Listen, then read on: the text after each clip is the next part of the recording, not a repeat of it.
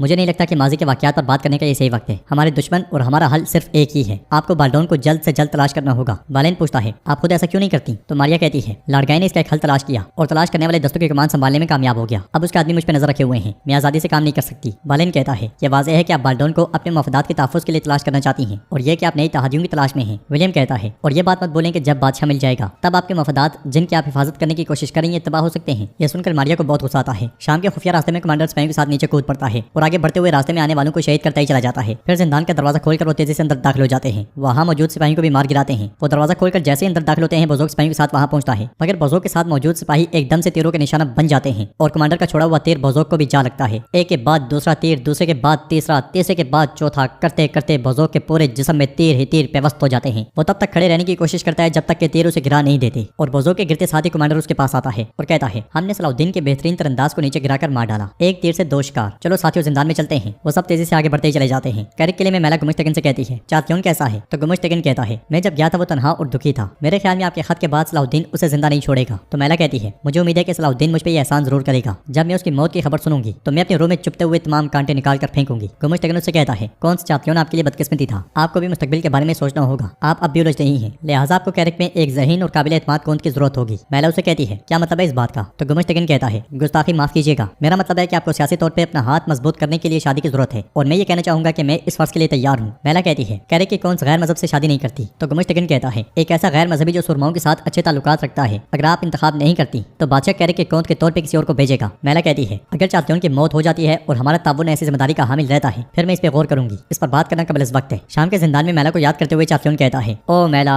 ओ मैं तुमसे इसका हिसाब लूंगा। इसलिए मैं कमांडर हिनोक स्पैंग के साथ वहां पहुंचता है और एकदम से जिंदान खोल देता है। उन्हें देखकर चात्योन भी बहुत खुश होता है। चात्योन पूछता है, कैसे आगे कैसे? तो हिनोक कहता है, ताजिर एलिसा की मदद से। चात्योन कहता है, मेरे खुदा में जानता था कि आप मुझे नहीं भूलेंगे। फिर चात्योन जिंदान से बाहर आने के बाद हिनोक से प्यार करते हुए कहता है, तुम एक हकीकी सुरमा हो। ये कहते और सुनते साथ ही सब वहां से भाग पड़ते हैं। दीवान में ऐसे सुल्तान से कहते हैं, मेरे सुल्तान, जब हम उस चात्योन को मार डालेंगे उसके बाद गुमुश्तगिन और लड़गाई की बारी भी आएगी। तो सुल्तान कहते हैं, हम करेंगे ऐसे, हम करेंगे, उन सबको मार डालेंगे, लेकिन हमारी तरजीह सुल्तान इस्माइल की सलामती है। इसलिए मैं बोजोक और माइज वहाँ पे आते हैं। यानी कि नाज़रीन, ये सुल्तान का मंसूबा था और इस मंसूबे के असरात क्या हैं, चलिए आगे जाकर देखते हैं। माइज सुल्तान से कहता है, सब कुछ वैसा ही है जैसा आप चाहते थे सुल्तान। ये कहते साथ वो समय को याद करता है जब हिनोक के जाने के बाद उसने एलिसा से कहा था, क्या हम वाकई कौन चात्योन को फरार होने में मदद करेंगे जनाब? अगर सुल्तान सलाहुद्दीन ने इसके बारे में सुन लिया तो एलिसा ने कहा था, हम ये सलाहुद्दीन के लिए कर रहे हैं। मुझे जिंदगी ने ये सिखाया है कि जो खुदा की तरफ है हमेशा वो जीतता है और सुल्तान सलाहुद्दीन खुदा की तरफ है। हमें उसे मजबूत करने के लिए उसका साथ देना चाहिए। अगले मंजर में वो दोनों बोजोक के पास आए थे और एलिसा ने जैसे ही तीर खींचा था बोजोक ने आंखें खोल ली थी। एलिसा ने कहा था, ये जागने का वक्त है। हिनोक चात्योन को ले गया है। बोजोक ने ज़रा के नीचे लकड़ियां रखी हुई थी। एलिसा ने मजीद कहा था, चात्योन बहुत ज्यादा खुश दिखाई दे रहा था। इस ख्याल के बाद माइल सुल्तान से कहता है, आपके मंसूबे का पहला मरहला कामयाब हो गया है सुल्तान। काजी फाजिल कहते हैं, सुल्तान, अगर आपकी पेशनगोई के मुताबिक चात्योन कैरिक नहीं जाता तो क्या होगा? जवाब में सुल्तान कहते हैं, वो जाएगा, वो यकीनन जाएगा, यहाँ तक कि वो जाने बगैर हमारे लिए मैला और गुमुश्तगिन का मुकाम आश्कार करेगा। बोरो, गुगबोरो, करातेगन और क्राकोश मलिक इस्माइल को महल से बाहर लेकर जाएंगे और हम कैरिक के करीब उनका इंतजार करेंगे। इसलिए मैं खलील वहाँ पे आता है और कहता है, कौन बाले ने आपसे बात करना चाहता है। विलियम भी उसके साथ है। सुल्तान कहते हैं, उन्हें आने दो। कैरिक में करातेगन हिजर खातून से कहता है, परेशान ना हूँ, मैं यहाँ पे हूँ, हमारी कैद ज्यादा लंबी नहीं होगी। हिजर कहती है, मैं अपने सुल्तान के बारे में फिक्रमंद हूँ, वरना जिंदगी की परवाह किसे है? करातेगन कहता है, अरे क्या मतलब आपका? आप भी कीमती हैं, पत्थर की तरह कीमती, ताज की तरह कीमती, आप भी कीमती हैं, यानी कि आपके बगैर मेरे भांजे का ख्याल कोई नहीं रख सकता। हिजर कहती है, सब कहते हैं कि तुम पागल हो लेकिन तुम अच्छे आदमी हो। अपनी तारीफ सुन के करातेगन बहुत खुश होता है और कहता है, क्या मैं अच्छा हूँ? इसलिए मैं वहाँ गुमुश्तगिन दाखिल होता है और कहता है, अच्छी बातचीत चल रही है। तो करातेगन उससे कहता है, तुमने सब कुछ खराब कर दिया। गुमुश्तगिन कहता है, आप अपने भांजे को देखने आए थे कि वो ठीक है या नहीं? जब तक मैं यहाँ हूँ वो ठीक है, लेकिन तुम? तो करातेगन कहता है, तुम्हारे हाथ ने मेरे भांजे को हाथ लगाने की कीमत अदा की, लेकिन अगली बारी तुम्हारे सर की होगी। ये कहते और सुनते साथ ही दोनों एक दूसरे को दबोच लेते हैं। शहजादा रोने लग जाता है। गुमुश्तगिन करातेगन को छोड़ते हुए कहता है, आप और मुझे हिसाब बराबर करने की जरूरत है। ये कहते साथ ही वो चला जाता है। इधर शाम में बालिन सुल्तान से कहता है, बादशाह बाल्डोन, खुदा हिफाजत करे, शायद मर भी चुका है। अगर वो जिंदा है तो हमें उसे ढूंढने के लिए आपकी मदद की जरूरत है। चात्योन लड़गाई के तमाम राजों से वाकिफ है, हम अगर उसे बोलने पे मजबूर करें तो विलियम कहता है, हम दोनों के लिए कुछ में वापसी का रास्ता हमवार हो जाएगा और हम बादशाह बाल्डोन के लिए कुछ कर सकेंगे। सुल्तान कहते हैं, मैं आपको समझता हूँ, लेकिन ये नामुमकिन है क्योंकि चात्योन जिंदान से भाग गया है। बालिन कहता है, क्या आपको लगता है कि हम इस पर यकीन कर लेंगे? जब तक तुम ना चाहो इस जिंदान से कोई नहीं निकल सकता। तो सुल्तान कहते हैं, तारीफ के लिए शुक्रिया, लेकिन ऐसा ही हुआ है। बालिन, क्या कहते हो काजी फाजल, क्या हम बादशाह बाल्डोन के लिए कुछ कर सकते हैं? तो काजी फाजल कहते हैं, मेरे सुल्तान, हम अपने गदागरों और मिस्र के स्याही ताजों को कार्रवाई करने दे सकते हैं। अगर हमें कुछ सुराग मिला तो हम आपको जल्द मतला कर देंगे। सुल्तान कहते हैं, ये एक अच्छा ख्याल है। इस तरह शायद बालेन भी सुल्तान इस्माइल को कैरिक से निकालने में हमारी मदद करें। तो बालेन कहता है, मैं जरूर करूंगा, लेकिन कैसे? सुल्तान कहते हैं, याद हो तो कौन मैला ने तुम्हें कैरिक का खुफिया रास्ता दिखाया था और तुमने वो रास्ता मरहूम अमीर यारुकी को दिखाया था। फरीजा मुख्तलिफ नहीं है। जैसे पहले अमीर यारुकी को किले के अंदर लेकर गए थे, अब बोरो और उसके सिपाहियों को अंदर लेकर जाओगे। और कौन जानता है कि शायद चात्योन भी वही जंगल में। हिनोक चात्योन से कहता है, जब सलाहुद्दीन ये समझेगा कि आप जिंदान से भाग निकले हैं तो हमारे पीछे बंदे भेजेगा, हमें जल्दी से गायब होना पड़ेगा। जनाब, अगर हम कुछ में पना लें तो चात्योन कहता है, ना कुछ ना कहीं और, हम कैरिक जा रहे हैं। कौन को अपनी गद्दारी की कीमत चुकानी पड़ेगी, लेकिन उसके लिए मुझे बहुत ज्यादा फौजियों की जरूरत है। हिनोक कहता है, कैरिक में आपके वफादार फौजियों को कौंस ने किले से बाहर निकाल दिया है। यह सुनकर चात्योन कहता है, बहुत खूब, मैं उन्हें अपने साथ लेकर किले को कौंस के सर पर गिरा दूंगा। कुछ में सिबिला दुआ मांगते हुए कहती है, या खुदा बाल्डोन को बचा ले, मैं उसकी हिफाजत ना कर सके, मुझे माफ कर दे। तो आने वाला लड़गाई कहता है, खुदावन ने आपकी आवाज सुन ली है शहजादी। यह सुनकर सिबिला एकदम से पूछती है, क्या बाल्डोन मिल गया है? तो लड़गाई कहता है, मैं आपको बाल्डोन के पास लेकर जाऊंगा, आप मेरे साथ चलें। यह सुनते साथ ही सिबिला एकदम से चल पड़ती है। बोरो जंगल में अपने साथियों से कहता है, हमें सुल्तान इस्माइल को लेते साथ ही बगैर लड़े किला छोड़ना होगा। तो गुगबोरो कहता है, गुमुश्तगिन अंदर है, अगर मुझे उसे मारने का मौका मिला तो मैं लड़ाई से गुरेज नहीं करूंगा। बोरो से कहता है, गुगबोरो, तुमने सुल्तान को सुन लिया, मंसूबा बर्बाद करने की कीमत बारी होगी, इंतकाम का वक्त आएगा, परेशान ना हो। इसलिए मैं बैबोरा वहाँ पे आता है और कहता है, मैं सुल्तान का पैगाम लाया हूँ, कैरिक जाने के लिए एक और आसान रास्ता है। कौन बालेन अंदर जाने के लिए आपका साथ देगा। क्राकोश कहता है, क्या हम किसी काफिर की मदद से गहरे कुएं में उतरेंगे? तो बोरो कहता है, फिक्र मत करो, अगर बालेन अपना वादा पूरा नहीं करता तो हम पहले वाले मंसूबे पे अमल करेंगे। नाज़रीन, इसके बाद हम देखते हैं लड़गाई का आदमी बाल्डोन के पास जाता है और कहता है बादशाह सलामत तैयार हो जाएं। बाल्डोन एकदम से पूछता है क्या मैं बाहर जा रहा हूँ? तो वो शख्स कहता है मुझे आपकी आंखें बंद करनी पड़ेंगी। बाल्डोन पूछता है तुम मेरी आंखें क्यों ढांप रहे हो? कहाँ है वो आदमी जो मेरे लिए खाना लाया था? तो स्पाई कहता है मैं ही आपके लिए सूप लाया था बादशाह सलामत। ये कहते साथ ही उसकी आंखों पे पट्टी बांध देता है। तो बाल्डोन उस समय को याद करता है जब मास्क वाला शख्स उसके पास आया था और कहा था आपको अपना सूप ठंडा होने से पहले पीना चाहिए। इस ख्याल के बाद स्पाई बाल्डोन के हाथ खोल देता है। उधर हम देखते हैं कि लाडगैबी भी सबीला की आंखों पे पट्टी बांधकर एक जगह लाता है। सामने से बाल्डोन को भी लाया जाता है। सबीला पूछती है कहाँ है मेरा भाई? जवाब में लाडगैबी कहता है शहजादी पुरस्कून हो जाए, आपको तमाम जवाब मिल जाएंगे। सामने बाल्डोन स्पाई से पूछता है क्या हुआ, हम क्यों रुक गए हैं? लाडगैबी सबीला की आंखों से पट्टी हटाते हुए कहता है शहजादी मैं आंखें खोलने लगा हूँ लेकिन खबरदार बोलना मत। पट्टी हटते साथ ही सामने बाल्डोन को देखकर सबीला बहुत खुश होती है और जैसे ही उसकी जानिब बढ़ने लगती है लाडगैबी उसका हाथ पकड़ लेता है। लाडगैबी के इशारे पर स्पाई बाल्डोन को ले जाता है। सबीला देखती रह जाती है। फिर जैसे ही पीछे जाने लगती है तो लाडगैबी कहता है अगर आप छोटी सी भी गलती करती हैं तो आप बादशाह की मौत का सबब बनेंगी। सबीला उसे कहती है मैंने तुम पर यकीन किया था, मैंने सोचा था कि तुम वाकई हार मानोगे। तो लाडगैबी कहता है आपका इतना भोलापन मुझे पुरजोश और परेशान करता है शहजादी, आप कैसे सोच सकती हैं कि मैं कुछ से दस्तबरदार हो जाऊंगा? सबीला उसे कहती है तुम मेरे भाई को यहाँ क्यों रखे हुए हो? तो लाडगैबी कहता है क्या जवाब वाज़ेह नहीं है? मैं आपको और कुछ को चाहता हूँ और इसके लिए मुझे आपसे शादी करनी पड़ेगी। सबीला पूछती है और बाल्डोन क्या होगा उसका? तो लाडगैबी कहता है हमारे बदकिस्मत बादशाह का मुस्तकबिल आपके होंठों के दरमियान है, अगर आप मुझे कुछ दे दें तो बाल्डोन जिंदा रहेगा लेकिन कोई नहीं जानेगा कि वो जिंदा है, वो जिंदगी भर यहाँ रहेगा। अगर आप मेरी अच्छी बीवी बन के रहती हैं तो आप वक्फे वक्फे से आकर उसे देखती रहेंगी, वरना याद रखें बादशाह मारा जाएगा। इधर काजी फाजल सुल्तान से कहते हैं मेरे सुल्तान आपका मंसूबा हैरानकुन और काबिल तारीफ भी है, आपने उन्हें छुए बगैर सबके दुमें आपस में मिला दी हैं। तो सुल्तान कहते हैं काजी फाजल अल्लाह हमें मायूस ना करे, हम जब सुल्तान इस्माइल को वापस ले लेंगे तो हमें इन्हें काटना पड़ेगा, इसलिए मैं खलील आकर कहता है मेरे सुल्तान हम कैरिक जाने के लिए तैयार हैं। ये सुनते साथ ही सुल्तान उठते हैं और उनके साथ रवाना हो जाते हैं। उधर हम देखते हैं कि मास्क वाला शख्स फिर से बाल्डोन के पास आता है और उसे कहता है क्या भूखे रहकर खुद को सजा दे रहे हैं? बाल्डोन पूछता है तुम यहाँ कैसे दाखिल हुए? तो वो शख्स कहता है एक सच्चा बादशाह अपने दुश्मनों को सजा देने को तरजीह देता है, ना कि अपने आप को। बाल्डोन पूछता है मुझसे क्या चाहते हो? तो वो शख्स कहता है अगर आप भूखे रहने पर इस्रार करते हैं तो आपको यहाँ से निकलने का कोई मौका नहीं मिलेगा। बाल्डोन पूछता है क्या मुझे यहाँ रखना तुम्हारा फर्ज नहीं है? तो वो शख्स बाल्डोन के पास आकर कहता है बिल्कुल इसके बरक्स, आपको सिखाना है कि यहाँ से कैसे निकलना है। जब आप मास्क के पीछे छुपे हुए को देखेंगे तो आप अपनी हकीकत खुद देख लेंगे। आप बादशाह बाल्डोन वाहिद कुछ के बादशाह हो जो सलाउद्दीन को शिकस्त दे सकता है। यह सुनकर बाल्डोन हैरानगी से कहता है मुझे सलाउद्दीन को शिकस्त? अगले लम्हे वो शख्स अपने खराब चेहरे से मास्क हटा देता है जिसे बाल्डोन देख नहीं पाता और सर झुका लेता है। वो शख्स फिर से मास्क पहनते हुए कहता है कुछ अर्से के बाद आपकी बीमारी ज्यादा वाज़ेह हो जाएगी, ये खौफनाक जख्म आपके नरम जिस्म पे बारी आ जाएंगे, जिन जख्मों से आप डरते हैं वो आपकी ताकत और कुव्वत बन सकते हैं। सच्चे बादशाह बने और अपने दुश्मनों को सजा दें, खुद को नहीं। ये कहते साथ वो शख्स फिर से चला जाता है और बाल्डोन उसके कहने पर खाने की जानिब देखने लग जाता है और कुछ देर सोचने के बाद खाना खाना शुरू कर देता है। कैरे के करीब सुल्तान सलाउद्दीन अपने साथियों से कहते हैं ऐसे दूसरे सदरान के साथ किले के पास जाओ, तुम हमारे सिपाहियों से बाहर मिलोगे, याद रहे हमारी तरजीह सुल्तान इस्माइल की सेहत है। ये सुनते साथी उनके साथी रवाना हो जाते हैं। उधर अली और तुराब बोरो के पास आते हैं और उसे कहते हैं चालतियों अपने साथियों के साथ कैरे की तरफ जा रहा है, उनकी तादाद कम नहीं है, बहुत से इंतजार में है। तो बोरो कहता है ये हमारे लिए अच्छा है, बहुत अच्छा है, काफिरों को एक दूसरे को मारने दो ताकि हम सुल्तान इस्माइल को ज्यादा आसानी से ले सकें। इसके साथ ही वो सब आगे बढ़ जाते हैं। कुछ में सबीला बहुत ज्यादा परेशान होती है, इसलिए मैं मारिया उसके पास आती है और कहती है मुझे आपकी फिक्र थी, आप किसी को बताए बगैर कैसे चली गई? आपको बहुत पसीना आया हुआ है। सबीला हाँफते कांपते हाथों के साथ पानी डालती है मगर पानी गिर जाता है। ये देखकर मारिया उसके पास आती है और कहती है शहजादी क्या कुछ हुआ है? तो सबीला कहती है मैं उसकी हिफाजत ना कर सकी, मैं उसकी हिफाजत ना कर सकी, ना आपसे और ना ही लाडगैबी से। और अब वो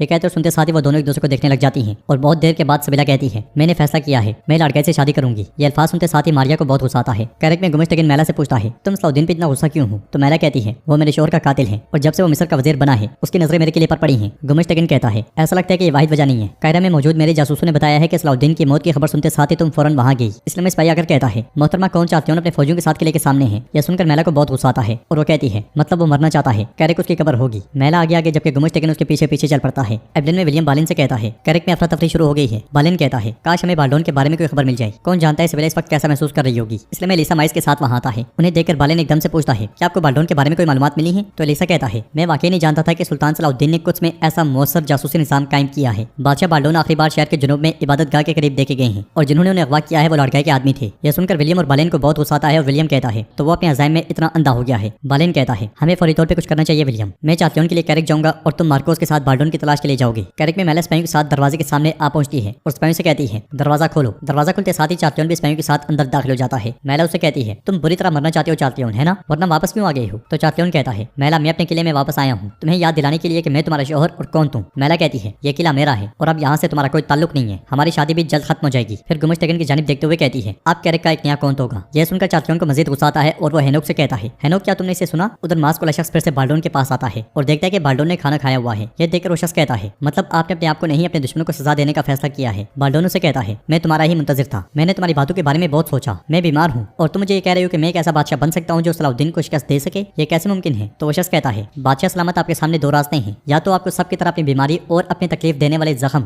एक लानत के तौर पर नजर आएंगे, या फिर आप जिस चीज को लानत समझते हैं आप इसको समझ जाएंगे कि वो एक निजात है। अगर आप इसमें कामयाब हो गए तो आप एक हकीकी बादशाह के तौर पर अपने तख्त पर वापस आएंगे। कैरेक्टर चात्योन मैला से कहता है, तुम्हारे सामने जबकि मुझ जैसा सूरमा है। यह बहुत अफसोसनाक है कि तुम इस बेचारे आदमी पे भरोसा कर रही हो जो तलवार भी नहीं पकड़ सकता। गुमिश्तगन हाथ दिखाते हुए कहता है, मेरा तलवार पकड़ने वाला हाथ अभी भी सलामत है चात्योन। मैं इतना बेवकूफ नहीं हूँ कि तुमसे मुश्तिल होकर पागल हो जाऊं। यह सुनकर चात्योन चिल्लाते हुए कहता है, फौजियों इन खबीसों को दिखा दो कि कैरेक का असल मालिक कौन है। यह सुनते साथ ही कुफ्फार आपस में टकरा जाते हैं। गुमिश्तगन मैला को अपने पीछे करता है तो मैला कहती है, मैं छुपने वाली नहीं हूँ, अपने किले के लिए मैं भी लड़ूंगी। उन्हें लड़ता हुआ देखकर खिड़की से देखने वाला करतगन बहुत खुश होता है और कहता है, हमारा मंसूबा काम कर रहा है। हिजर खातून तैयार हो जाओ, किला चुड़ैल की देग में तब्दील हो गया है। तैयार हो जाओ, तैयार हो जाओ। हिजर कहती है, पहरेदारों का क्या होगा? वो जब वहां होंगे तो हम कैसे भागेंगे? करतगन कहता है, तुम परेशान ना हो, जब हमारे आदमी आएंगे तो हम उनका ख्याल रखेंगे। सलाउद्दीन ने शेर की तरह मंसूबा बनाया है, परेशान ना हो। वो फिर से बाहर की जानिब देखते हुए बहुत जंगल में बोरो अपने साथियों के साथ बालेन का इंतजार कर रहा होता है। तो गुगबोरो कहता है, कहाँ रह गया है ये एब्डेन का कौन? कुछ ही देर के बाद बालेन वहां पहुंचता है और कहता है, मेरे पीछे चलो, मैं तुम्हें खुफिया रास्ते तक ले जाऊंगा। ये सुनते साथ ही सब के सब उसके पीछे चल पड़ते हैं। करेक्ट में करतगन दरवाजा खोलने की कोशिश कर रहा होता है। दरवाजा नहीं खुलता तो आगे बढ़ते हुए कहता है, कहाँ रह गए हैं वो? बाहर से बालेन आगे बढ़ते हुए बोरो और उसके साथियों को खुफिया रास्ते तक ले आता है और सब बालेन के पीछे पीछे वहां दाखिल हो जाते हैं। किले के अंदर कुफ्फार की जंग जारी होती है। गुमिश्तगन और चात्योन मुखालिफ सिपाहियों को काटते ही चले जाते हैं। हेनोक भी चात्योन का भरपूर साथ दे रहा होता है। मैला सिपाहियों के इशारे में खड़ी होती है। ये देखकर चात्योन कहता है, मेरे पास कोंत का सर लाने वाले को सोने में नहला दूंगा। ये सुनते साथ ही उसके सिपाही कोंत के सामने मौजूद सिपाहियों पे हमला कर देते हैं। ये देखकर गुमिश्तगन हुक्म देता है तो उसके सिपाही मैला के गिर्द खड़े हो जाते हैं। उधर बोरो बालेन और अपने साथियों के साथ खुफिया रास्ते से आगे बढ़ रहा होता है। एक तरफ इशारा करते हुए बालेन कहता है, वो बच्चे को उन कमरों में से एक में रख रहे हैं, बाकी का काम तुम्हारा है। बोरो से पुरजोश अंदाज में हाथ मिलाता है तो बालेन कहता है, अपने भाई से कहना कि मैंने अपना वादा पूरा किया। ये कहते साथ ही बालेन वहां से पलट जाता है। उसके जाने के बाद कराकोश बोरो से कहता है, यानी कि कुछ काफिर भी बहादुर हो सकते हैं। और इसके साथ ही वो सब तेजी से आगे बढ़ जाते हैं। अंदर करतगन दरवाजा खोलने की बहुत कोशिश कर रहा होता है और बिलाखिर लोहा मार मार कर उसका लाक तोड़ देता है। फिर कहता है, देखो वो चले गए हैं, चलो। इसलिए में अंदर दाखिल होने वाला काफिर उस पर हमला कर देता है, जिसकी वजह से करतगन जख्मी हो जाता है। मगर वो सुलेबी सिपाही के साथ लड़ते हुए कहता है, खातून परेशान ना हो, मैं ताकत से नवाजा गया हूँ। ये कहते साथ ही करतगन उस सिपाही को काट डालता है। हिजर उससे पूछती है, क्या आप ठीक हैं? तो करतगन कहता है, तुम देख रही हो ना, मुझे एक तलवार से शिकस्त नहीं दी जा सकती, चलो चलें। मगर इसलिए में दो मजीद बाज़ंतीन सिपाही वहां दाखिल होते हैं और हमला कर देते हैं। करतगन मुजामत की बहुत कोशिश करता है मगर दबोच लिया जाता है। इसलिए में पीछे से बोरो दाखिल होता है और उन दोनों काफिर को काट डालता है। करतगन उनसे कहता है, कहाँ रह गए थे तुम? अलबेज जख्मी करतगन को देखते हुए कहता है, हुजूर क्या आप ठीक हैं? तो करतगन उससे कहता है, मैं कहाँ से ठीक हूँ, क्या देख नहीं रहे? मैं ठीक क्यों नहीं हूँगा, मैं ठीक हूँ। वो हिजर खातून को दिखाते हुए बुलंद आवाज से कहता है, क्या मैं तलवार के सिर्फ एक जख्म से शिकस्त खा जाने वाला आदमी हूँ? हिजर खातून आप बताएं कि आप ठीक हैं? हिजर कहती है, मैं ठीक हूँ। आगे बढ़ते हुए करतगन अलबेज से कहता है, उस आदमी की तलवार ने मेरी आंख में सुराख कर दिया और तुम पूछते हो कि मैं ठीक हूँ। इसके साथ ही वो सब कमरे से निकल जाते हैं। बाहर काफिर आपस में लड़ भिड़ रहे होते हैं और एक दूसरे को काटते ही चले जाते हैं। एक सिपाही आगे बढ़ता है और मैला पे हमलावर होता है मगर मैला उसे मौत के घाट उतार देती है। दूसरा आगे बढ़कर मैला की तलवार गिराने में कामयाब हो जाता है मगर गुमिश्तगन सही वक्त पे पहुंचता है और उसे काट के रख देता है। मैला को देखते हुए चात्योन कहता है, तुम रास्ते के इख्तिताम पे आ गई हो कौन? तुम अपने कोंत के आगे घुटने टेकोगी? जवाब में मैला कहती है, कभी नहीं, कभी भी नहीं, मुझे तुम मारे बगैर कभी कैरेक हासिल नहीं कर पाओगे। चात्योन बाजू फैलाते हुए कहता है, खुशी से, मैं तुम्हें खुशी से मारूंगा। ये कहते साथ ही सामने मौजूद दुश्मनों को मार गिराता है। खुफिया रास्ते से वापस जाते हुए कराजा बोरो और उसके साथियों का रास्ता रोक लेता है और कहता है, कौन आए हैं? देखो जरा देखो। करतगन गुस्से से कहता है, हम आए हैं, क्या तुम देख नहीं रहे? हटो यहाँ से, जल्दी हटो वरना मैं तुम्हें तोड़ डालूंगा। बोरो करतगन से कहता है, सुल्तान की हिफाजत करो। ये सुनते साथ ही करतगन हिजर खातून और बाकी साथियों के साथ निकल पड़ता है जबकि बोरो बाकी साथियों के साथ कराजा और उसके साथियों पे टूट पड़ता है और वो उन्हें मौत के घाट उतारते ही चले जाते हैं। नाज़रीन, इसके बाद हम देखते हैं कि कुछ में विलियम मार्कोस और सिपाहियों के साथ आगे बढ़ रहा होता है और कहता है, एलिसा ने जिस जगह का जिक्र किया वो ये है। मार्कोस आगे बढ़ता है और दरवाजा खोलने की कोशिश करता है मगर ताला लगा होता है। यह देखकर मार्कोस कहता है, इसको जंजीरें लगी हुई हैं, हम अंदर कैसे दाखिल होंगे? तो सिपाहियों के साथ उन्हें घेरने वाला कमांडर कहता है, हम तुम्हें रास्ता दिखाएंगे। उधर हम देखते हैं कि करतगन शहजादे को लेकर खुफिया रास्ते से निकल आता है। वो जैसे ही बाहर आते हैं एचएस बाकी साथियों के साथ उनके पास पहुंचते हैं और शहजादे को देखकर कहते हैं, तुमने सुल्तान इस्माइल को बेहिफाजत ले लिया, अल्लाह का शुक्र है। बुजुर्ग पूछता है, बोरो और दूसरे भाई कहाँ हैं? अली कहता है, वो अंदर रह गए हैं, इंशाल्लाह निकल आएंगे। एचएस कहते हैं, हम फौरन से पहले सुल्तान के पास चलते हैं, चलो चलो। इसके साथ ही वो सब आगे बढ़ जाते हैं। अंदर बोरो, गुगबोरो, बहादुर और कराकोश मुसलसल दुश्मनों को मौत के घाट उतार रहे होते हैं। कराजा भी मुजामत जारी रखता है। लड़ते लड़ते वो बोरो के साथ आ टकराता है। बोरो से लात मारकर जमीन पे गिरा देता है मगर इस लम्हे कराजा के सिपाही रास्ते में हायल हो जाते हैं और कराजा वहां से भाग पड़ता है। कुछ देर में आने वाले काफिर मारे जाते हैं और बोरो कहता है, बदमाश कराजा भाग गया, हम उसे बाद में देख लेंगे, हमें जल्दी यहाँ से निकलना है। मगर बोरो के आगे बढ़ते साथ ही गुगबोरो कहता है, मुझे माफ कर दो भाई, अगर मैं गुमिश्तगन को मारे बगैर किले से निकलता हूँ तो मैं ये नाम मजीद नहीं संभाल सकता, मुझे अब ये करना ही है। बोरो कहता है, चलो गुगबोरो, हमारे पास वक्त नहीं है। मगर बहादुर भी कहता है, मेरे अमीर का इंतकाम मेरे लिए भी फर्ज है, मैं भी जाकर उसकी जान लूंगा। बोरो कहता है, हम सुल्तान के हुक्म की खिलाफवर्जी नहीं कर सकते, चलो पागलपन ना करो। वो सब एक दूसरे की जानिब देखने लग जाते हैं। उधर सुल्तान खलील से कहते हैं, सरदारों और बोरो की जानिब से कोई खबर नहीं है, हम जितना ज्यादा इंतजार कर रहे हैं मैं उतनी ही बेचैनी महसूस कर रहा हूँ। खलील कहता है, मेरे सुल्तान फिक्र ना करें। सुल्तान कहते हैं, मुझे हर इम्कान को अपने ज़हन में रखना है, मुहाफिज दस्ता तैयार करो, अगर मजीद थोड़ी देर में खबर नहीं आती तो हम भी हरकत में आएंगे। ये सुनते साथ ही खलील चला जाता है। कैरेक में चात्योन अपने सिपाहियों के साथ मैला के सिपाहियों को काट रहा होता है। लड़ने वाले मरते जाते हैं और तादाद कम होती ही चली जाती है। गुमिश्तगन भी किले की लालच में खूब लड़ाई लड़ता है और मौका मिलते साथ ही मैला के पास जाकर कहता है, हिफाजत के लिए तुम्हारा किले में जाना जरूरी है, अगर तुम्हें कुछ हो गया तो तरतीब दिया गया सारा मंसूबा नाकाम हो जाएगा। जवाब में मैला कहती है, अमीर गुमिश्तगन जो तुम कह रहे हो वैसा ही हो, मैं जा रही हूँ। इसलिए मैं कराजा कर कहता है, सलाउद्दीन के आदमी बच्चे को ले गए हैं। यह सुनकर गुमिश्तगन को बहुत गुस्सा आता है और मैला कहती है, किले से निकलने का एक ही रास्ता है। ये कहते साथ वो सिपाहियों को लेकर निकल पड़ती है। किले की बुलंदी पर खड़ा बालेन चात्योन को ढूंढ रहा होता है मगर चातलियों उसे कहीं दिखाई नहीं देता। उधर कार्तिकेन शहजादे को लेकर सुल्तान के पास पहुंचता है। उन्हें देखकर सुल्तान बहुत खुश होते हैं और अल्लाह का शुक्र अदा करते हैं। कार्तिकेन कहता है मैंने अपने भांजे को उनके रहम करम पे नहीं छोड़ा सलाहुद्दीन। तो सुल्तान सलाहुद्दीन कहते हैं फौरन कार्तिकेन के जख्मों की देखभाल करो। यह सुनते साथ ही इदरीस उसके साथ चला जाता है। फिर सुल्तान पूछते हैं बोरो कहाँ है? तो तुराब कहता है किले से बाहर निकलते हुए राजा ने हमला किया मेरे सुल्तान, उन्होंने उन्हें रोका तो हम भाग कर आ गए। सुल्तान एथिस से कहते हैं एथिस बुजुर्ग तुम सुल्तान इस्माइल की हिफाजत करो, हिजर खातून का ख्याल रखना। भाई बोरा इब्राहिम तुम मेरे साथ आओ। ये कहते साथ अपने साथियों के साथ रवाना हो जाते हैं। कैरेक में मैला को भागता हुआ देखकर चातलियोन कहता है मैला तुम भाग नहीं सकती। ये सुनते साथ ही मैला दुगनी रफ्तार के साथ भाग पड़ती है। चातलियोन हिनोक और स्पाइयों के साथ उसके पीछे जाता है। इधर हम देखते हैं कि खुफिया रास्ते के बाहर सुल्तान अपने साथियों के साथ इंतजार कर रहे होते हैं और कहते हैं कुछ देर के इंतजार के बाद अगर वो नहीं आते तो हम हरकत में आएंगे। कैरेक में मैला स्पाइयों के साथ आगे जबकि चातलियोन पीछे पीछे होता है और मैला को दूर जाता हुआ देखकर अपना रास्ता बदल लेता है। इधर सुल्तान के इशारे पर स्पाई दाखिल होने ही लगते हैं कि बोरो अपने साथियों के साथ पहुंच जाता है। बहादुर और बोरो भी उसके साथ होते हैं। सुल्तान पूछते हैं क्यों देर कर दी? तो बोरो कहता है हमारे पास हल करने के लिए कुछ काम थी। इसके साथ ही वो सब आगे बढ़ते हैं। दूसरी तरफ मैला जंगल से जैसे निकलती है चातलियोन उसे घेर लेता है और बाजू फैलाते हुए कहता है मुझसे फरार नहीं है कौन?